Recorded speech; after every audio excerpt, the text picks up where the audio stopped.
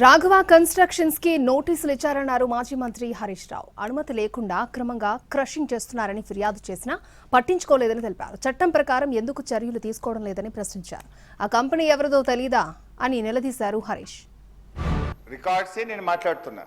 అదే రాఘవ కన్స్ట్రక్షన్స్ రెండవసారి ఇన్స్పెక్షన్ చేసినప్పుడు కూడా ఇల్లీగల్ మైనింగ్ క్రషింగ్ చేస్తున్నారని రెండవసారి కూడా మీ డిపార్ట్మెంట్ షోకాజ్ నోటీస్ ఇచ్చింది.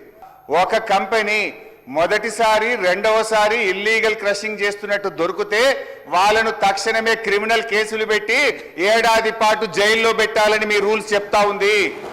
రాఘవ కన్స్ట్రక్షన్స్ ఎవరిదో ఈ రాష్ట్రంలో తెలియదా? రాఘవ కన్స్ట్రక్షన్స్ ఎవరికి సంబంధించిందో ఈ రాష్ట్రంలో ప్రతి ఒక్కరికి తెలుసు కదా అధ్యక్ష. అక్కడ ఆ కంపెనీ దగ్గర కూడా ఇంత స్పష్టంగా ఆ కంపెనీ దగ్గర కూడా రికార్డ్స్ పెట్టింది అధ్యక్ష.